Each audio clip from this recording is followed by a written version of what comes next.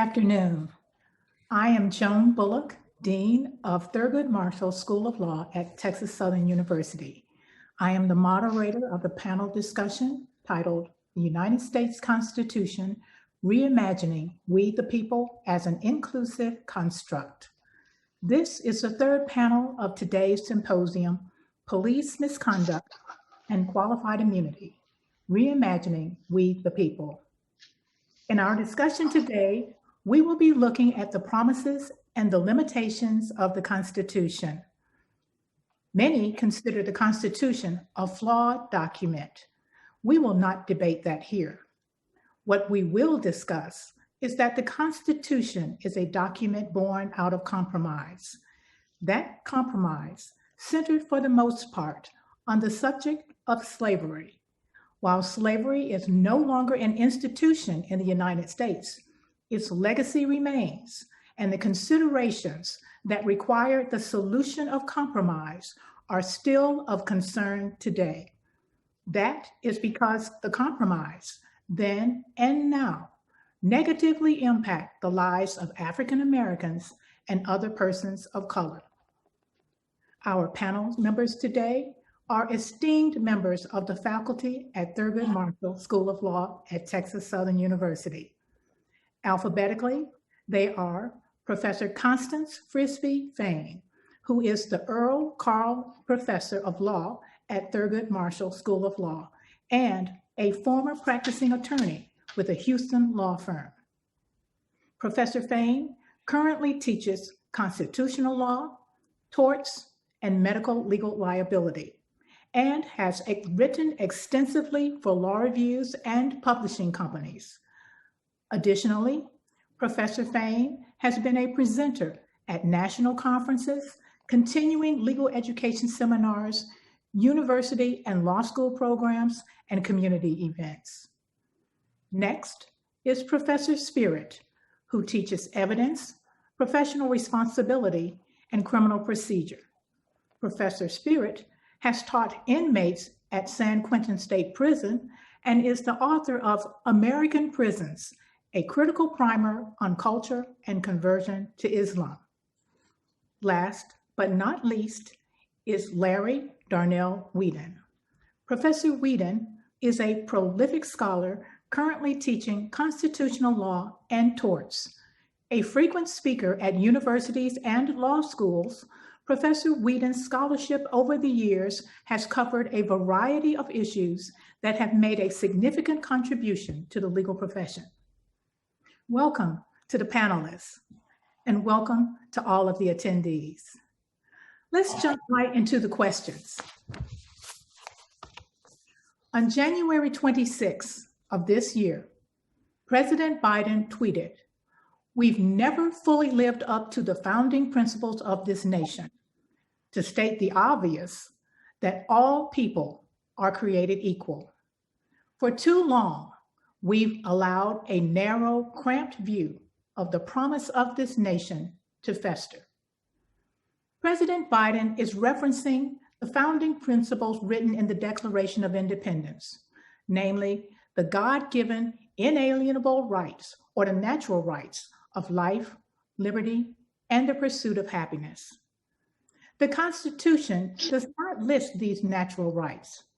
Instead, the Constitution's preamble provides the goal of forming a more perfect union by establishing justice, ensuring domestic tranquility, providing for the common defense, promoting the general welfare, and securing the blessings of liberty to the people and the people's posterity. I'll address this question to all of the panelists. Did the framers achieve the goal of forming a more perfect union?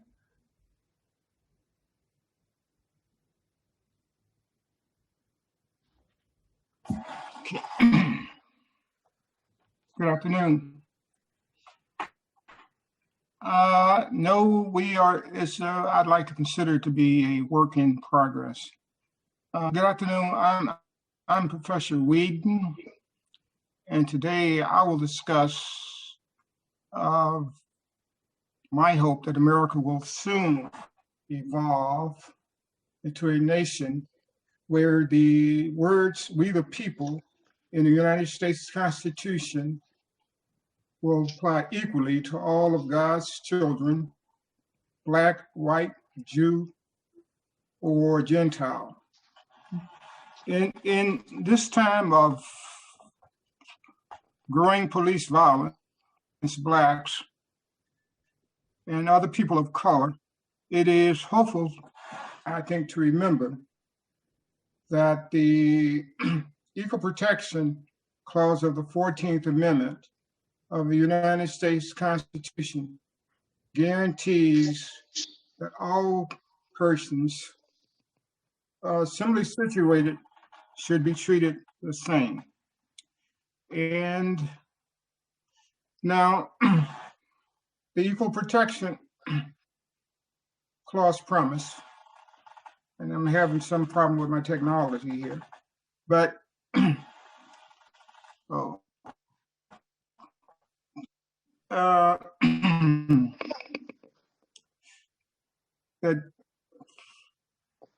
all persons should be treated the same. Sorry, what was that? I said, we can hear you. You're fine. Yes. You can hear me? Keep going. Yes. I'm saying reading it from the screen that I have, that let me repeat, that it is helpful to remember that the Equal Protection Clause of the United States Constitution guarantees that all people similarly situated should be treated the same. The Equal Protection Clause promise of, I lost it again on this.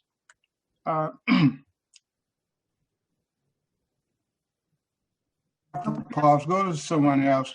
I got to get another platform. Back to you. I understand technological issues, but Professor Spirit. Thank you. Great, thank you. It's great to be here. It's really an honor and a privilege to be able to share some of my ideas and my findings in my own research. And I want to thank everyone for putting this together and our earlier panelists. Some really great presentations earlier. It was great to see Dean Bledsoe and to see Professor Howard Henderson, among others.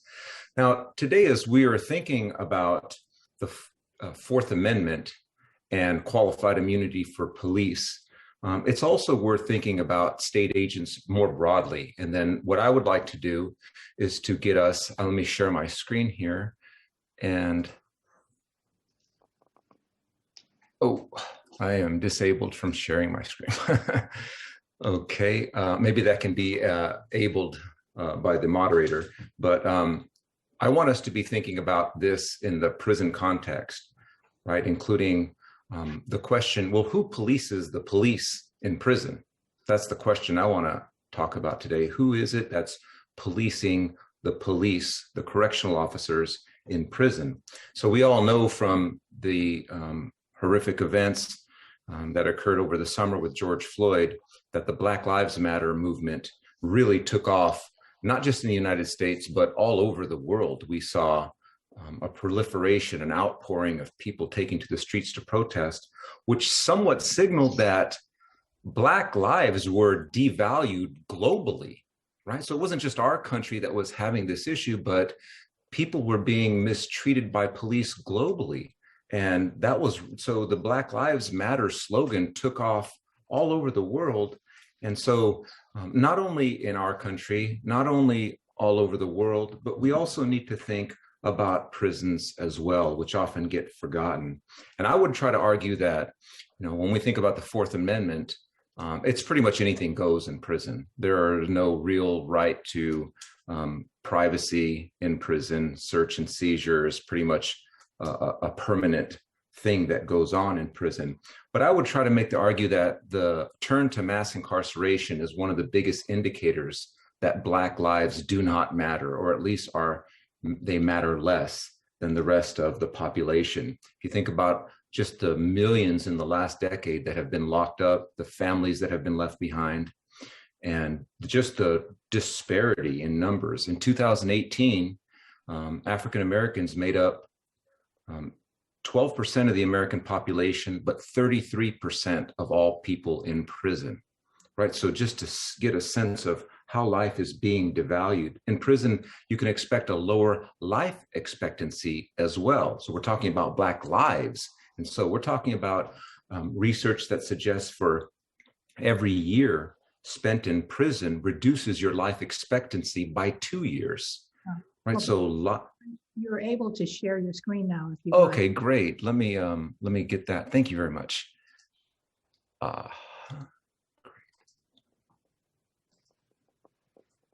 Please let me know when this comes up. And are we good? Yes. Excellent. All right. And so let me get to where we are. Life expectancy behind bars and what that is. But there's also just now to think about, well, what about the police on the street and the police in prison? What is actually worse, right? And if we think about what happens in prison, we have all sorts of stories that we hear, and there's documentation. And what I would like to suggest is that if we think that police on the outside are behaving in these, egregious ways and this misconduct, this is just the tip of the iceberg. We need to really explore what's happening behind bars. And I would suggest that what happens behind bars is far worse because we don't have witnesses. We don't have video cameras recording. We don't have people taping what's happening. So what can happen behind bars is much more brutal because there are easier ways of hiding it.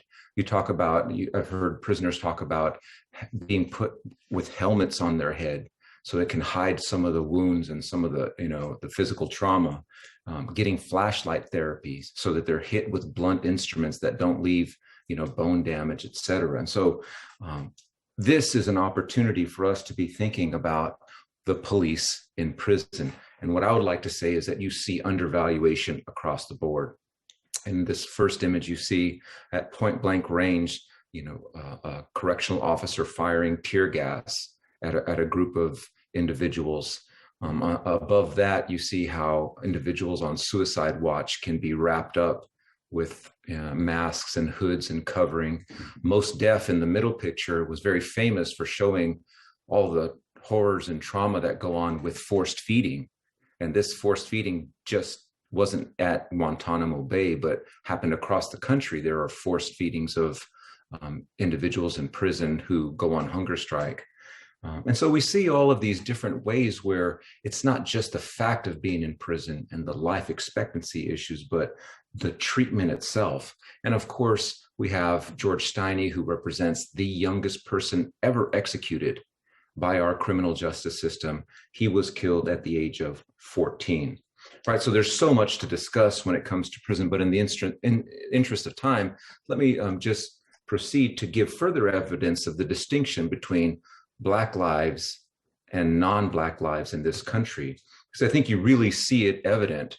So this picture on the left is actually from a Facebook posting that I made, because I was stunned to see police officers pretty much begging the rioters to leave the congressional building, right? And it's so stunning because, you try to flip this script and imagine what would that have been like if you had a bunch of armed Black men, storming the Capitol like that. Would there be any pleading at all, or would it just be gunshots fired? Would it just be batons flying all over the place? And so, again, when we talk about Black Lives Matter and the distinction, this is what I'm trying to juxtapose: the treatment of an individual with a Confederate flag walking through the Capitol building, untouched, unharmed by police officers. Yet, in the bottom picture, we see the response that can happen when it's protesting around Black issues or predominantly Black protesting crowds. They were armed to the teeth. It looked like people were ready to go to war when it came to the George Floyd protests. And so here, these individuals storm the Capitol, kill a police officer, destroy the building, and George Floyd passed a $20 bill, just to understand how differently police can treat individuals when they want. So Black Lives Matter and the Black Lives Matter movement, which is forcing us to look at the accountability of police officers on the street, that police behavior lives in the shadows of what happens inside prison walls, right? So I want to make that very clear. And I think it's appropriate now that we've started Black History Month to be thinking about not just police on the street, but police in prison, because this unfortunately is a sad part of Black history in America.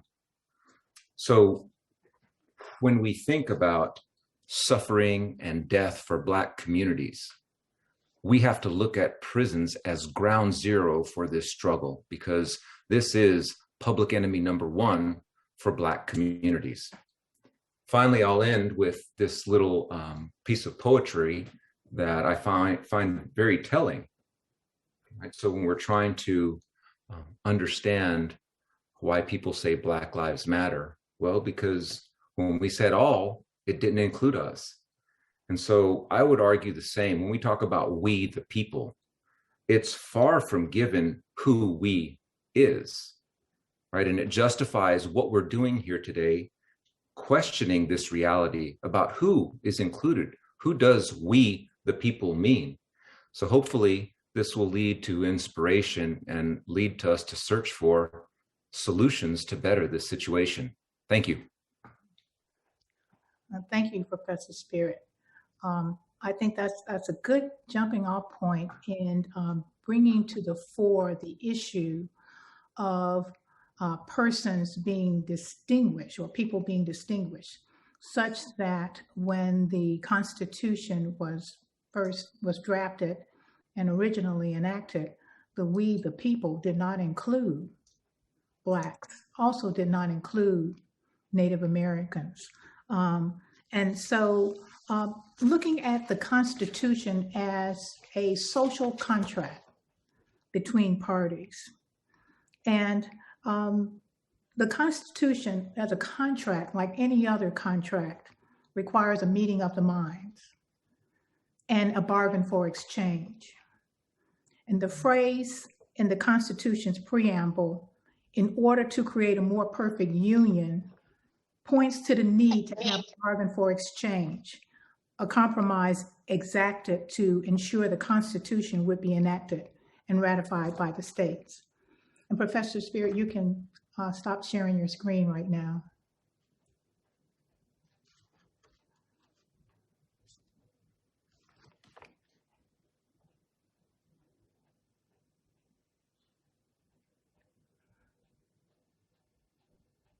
I have returned. I'm ready. I think I've resolved my technology question.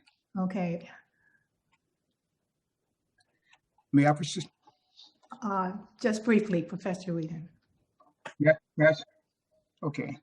Good afternoon. I'm Whedon. Today I will discuss my hope that America will soon evolve into a nation where the words "we the people" in the United States Constitution will apply equally to all of God's children, Black, white, Jew, or Gentile.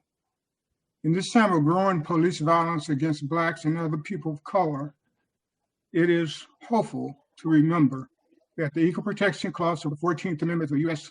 Constitution guarantees that all persons similarly situated should be treated the same.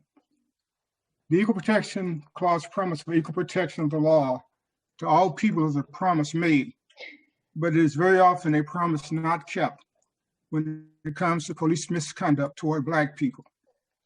Although the Supreme Court has all too often breached the promise of the Equal Protection Clause by tolerating the separate but equal laws that promoted and protected Jim Crow racial segregation in the South, let me make it clear that I have faith in the U.S. Constitution. My faith in the U.S. Constitution is similar to that of former Congresswoman Barbara Jordan, TSU, on July 25th, 1974. In a speech to the House Judiciary Committee, Jordan said, "Earlier today, the beginning of the preamble to the Constitution of the United States, we the people. It is a very eloquent beginning, but when the document was completed, on the 17th of September, 1787, I was not included in that We the People, Jordan said.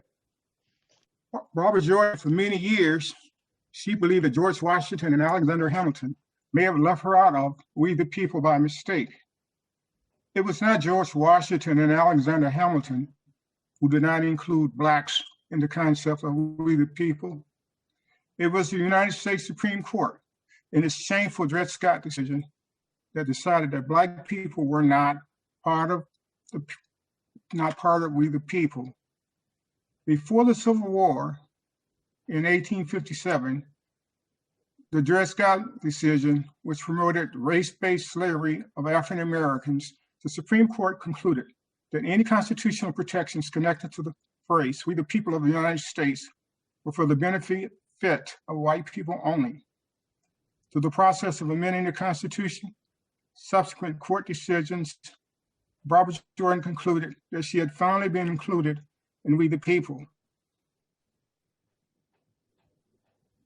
Although I agree that Black people have finally been included in the Constitution's reference to We the People, but in my opinion, Black people have not been treated equally under law as part of We the People of the U.S. Although I have faith in the United States Constitution, it should be a self-evident truth by now that the failure to hold police officers accountable for their police violence against Black people in America represents a fundamental rejection of the Constitution's grant of the equal protection of the law to Black people. Because unlawful police violence against Blacks and other people of color is a rejection of an inclusive Constitution. I must speak out against race-based police violence. What is police violence is a fair question to raise. Even those among us who may not be able to legally define police violence know it when we see it. Police violence may be defined as a civil rights violation when law enforcement officers exercise undue or excessive force against a person. This includes, but is not limited to, bullying, physical or verbal harassment. The number of fatal police shootings in the U.S. are increasing. Sadly, the trend of fatal police shootings in the U.S. seems only to be increasing. Additionally, the rate of fatal police shootings among Black Americans was much higher than that for any other people group. For 8 minutes and 46 seconds, Derek Chauvin pressed his knee into the neck of George Floyd, an unarmed Black man. This deadly use of force by the now former Minneapolis police officer has energized a very big debate about police violence and racism. Mark Hofstra, an economist at Texas A&M University, has attempted to decipher the role of police officers' use of force by comparing response to emergency calls based on information from more than 2 million 911 calls in cities. He concluded that white officers dispatched to Black neighborhoods fired their guns 5 times as more often than Black officers dispatched for similar calls in the same neighborhood. Well, thank you, Professor. It is. Because we want to get to some of the questions that have been raised already by what has been presented. And one person has asked the question, is the oppression of minorities via mass incarceration a function of the current economic system, that is capitalism, or the denial of constitutional rights in the United States? Well, that question, my response to it is an ongoing indication of systemic racism. And what happened when you have something like COVID or an unusual, it just brings and highlight the underlying disproportionate effects of racism in our society. And it's just kind of undercover. We don't pay as much attention to it until there's an economic crisis. But currently, it always exists on a continuing basis, unfortunately. Thank you, Professor Whedon. Professor Fain, what are your thoughts on this? Is the oppression of minorities a function of the current economic system, or is it the denial of constitutional rights in the United States? I think it's I feel like it's the denial of equal protection. Because as we know, with the 14th Amendment, and we've heard about that, and all persons should be accorded the equal protection of the laws. And this is not being done by our government, and there's a violation of civil rights in private industry, economically, of course. We're impacted by the discrimination and historically, we know it's always been here. So I feel like it's both, but the big thing to me is that we are not accorded, all persons are not accorded the equal protection of the laws, and specifically for African Americans, the Equal Protection Clause, it was passed to address the violation of, or to provide equal protection for the newly freed slaves. That's what it was supposed to do. And it has not really done that. Although it started that way for African Americans, many other groups are included, which I don't have a problem with including other groups, but that is why it was created. So that was one of the main reasons for creating it. So I don't feel like that is being done, hasn't been done over all of these years, which has led to, of course, many health problems. Well, let me throw out, as we started, that the Constitution is a document of compromise. Even though the founders or the founding fathers had the principles as stated in the Declaration of Independence, that all people are created equal, the Constitution itself was crafted out of a need for compromise in order to create that more perfect union, where we're dealing with imperfect people and how to create a perfect document when we're dealing with imperfect people. And I think we all realize that there is an impossible to create a perfect document by which imperfect people would be subject to live. So there is a compromise. And I was mentioning before about the Constitution viewing it as a contract, a social contract. And for those of us who've all taken contract law, we know that there needs to be a meeting of the mind. We know that there also needs to be a bargain for exchange. And so the phrase in the Constitution's preamble, which says, in order to create a more perfect union, it points to that need to have that bargain for exchange, a compromise exacted to ensure the Constitution would be enacted and ratified by the various states at the time. So in response to the question asked by the attendee about the oppression of minorities, is it a function of the current economic system, or is it the denial of constitutional rights? Are we not talking about two sides of the same coin, where there has to be a denial of constitutional rights in order to advance a certain economic system? Isn't that the tension that the founding fathers had when they were creating this document?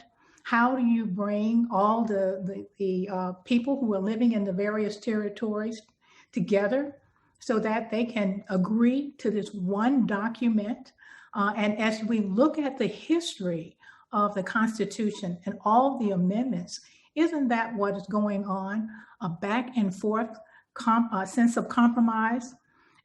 So for example, what are some of the compromises that you can comment on, the bargain for exchanges that from the time of the drafting of the Constitution and enactment of the Constitution to the present day, what compromises can you point to that by showing how the Constitution came into being shows exactly now as to where we are today, and similar to how Professor Spirit was able to show that there is still a continued devaluation or undervaluation, I should say, of certain persons in order to allow for a certain level of status quo? I would love to just begin with that. When you talk about compromise, earlier you had mentioned slavery as an institution no longer being with us. Well, the 13th Amendment I look at as a tremendous compromise, right? Because we tend to think that the 13th Amendment was the amendment to abolish slavery, but it did no such thing at all. What it did was to constitutionalize slavery and make it applicable to individuals convicted of a crime. So what happened is that we didn't abolish slavery, we just changed who it was that could own slaves. And now we changed ownership from private ownership to the state being able to own slaves. That's why in Virginia, they called prisoners slaves of the state. So that was a huge compromise, because soon after the 13th Amendment was passed, we saw African Americans being rounded up into the prison system in huge numbers, and then turning around and being leased out to the plantations. And you had the situation where some individuals were back at the plantation where they were once as slaves, now working as prisoners. So the incarceration system starts for African Americans intimately at that point. And it's been with us as a money-making venture ever since then, even to the present, where you have private prisons that make money off the fact that people are in prison. And so people call this the neo form of slavery, NeoSlavery, because now we don't need anybody working in fields or doing manual labor to generate money from stakeholders. We just need a warm body in prison. And that warm body generates a check from the state into private industries. And so this is how we're buying and selling bodies today, commodifying through this new form of neo-slavery. And it's so egregious that you can have a warden who owns stock in the very company that is housing people for prison. So the profit motive is definitely a part of what we're seeing in prisons. But let me just conclude by saying, even prior to the development of private prisons themselves were highly privatized.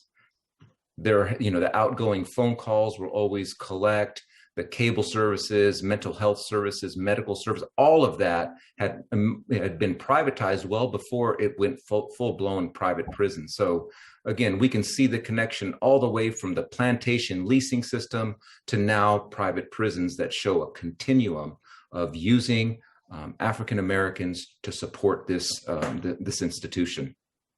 Dean Bullock, I wanted to ask Professor Fain a question to that same point. You guys actually beat me to the punch on the 13th Amendment. Professor Fain, there's been lots of discussions about prisons and the privatization of prisons with this new administration. What are some of the things that professors and those in the legal community can do to help this administration understand the constitutional evils that are involved with the 13th Amendment and the use of prisons? Well, I guess as far as I consider that to still be a form of slavery as well, just like the fact that even though we've integrated schools have integrated, they're really still segregated. And so as far as the workers, and they're working and they're not being, I'm not aware of whether there's anything that's given to them from some reading that I've done, but it's been a while. They're not paid to do the work that they're doing in wherever they're being used. So as far as us as attorneys, and you're talking about law professors and what they can do, well, one thing we're doing is we are having these various, like the symposia, the seminars, where we can bring scholars together and others, practitioners and whatever, and then they can speak on these issues and then make suggestions on some things that can be done. And also in the law schools, we're teaching our students, of course, what we're teaching has to be relevant to the topic, I mean, the courses that we teach, the topics that we teach. And we can do something in that manner, even through the clinics at the clinic at the law school, and training the students. And many students do want to go out and they want to help to make changes. I've talked with them, and others have, and they want to make changes, working with the Earl Curl Institute. And a great deal is being done there. They work with the prisons and the rights of prisoners and various things that have to do with that. People that have gone to prison and illegal. I mean, where they've gone to prison, but they found out that they did not commit the crimes.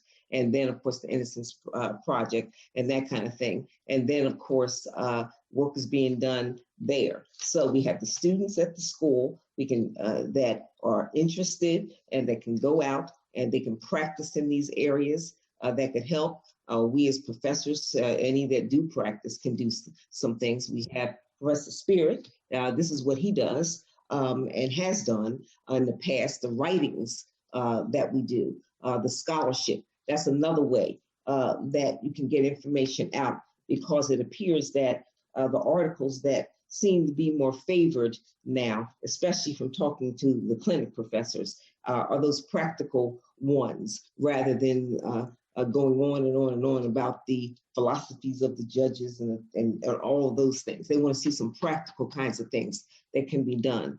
And just things like that. Those are some of the things we can do to get people out there to work. And of course, our people are also,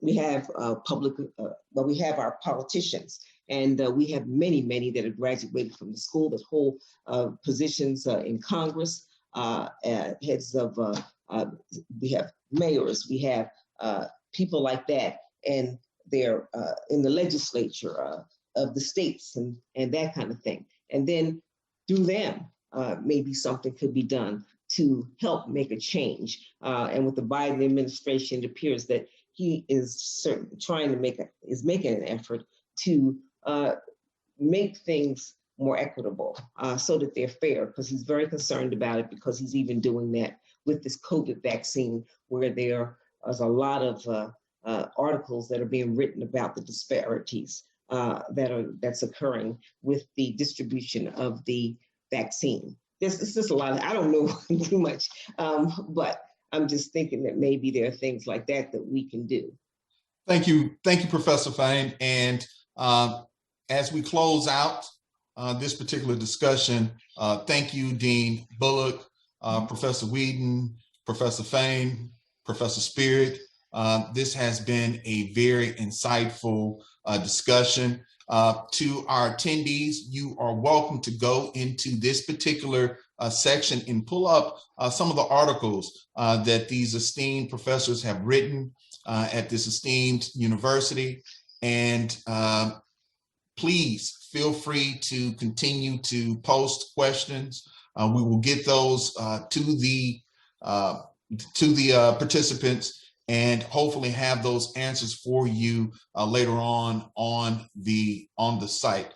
And remember, for the next session, please, if you've gone into the Zoom app, go back to the platform and hit next session, and you'll be taken to the next presentation.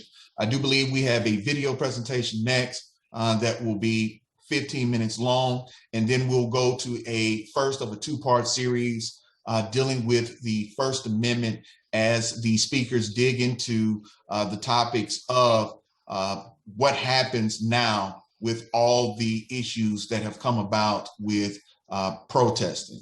And so I'll let Dean Bullock have the last word as we move on to our next session. Well, I will just end with a quote from Martin Luther King, who said that morality cannot be legislated, but behavior can be regulated. Judicial decrees may not change the heart, but they can restrain the heartless. And what I want us to, as the takeaway, is that whatever the rule is as it relates to the meeting of the minds must be of one set that applies equally to all. And that the heartless, those who govern by rules, which they would not prescribe for themselves, must be restrained in that situation. And if we do at least restrain the heartless, we might not be able to change the minds and the hearts of everyone, but if we can restrain the heartless and have everyone operate under one set of rules, we will indeed be a people that are equal under the law. Thank you. Thank you, Dean Bullock. Thank you, everyone. And to our attendees, let's prepare to move on to the next session. Thank you.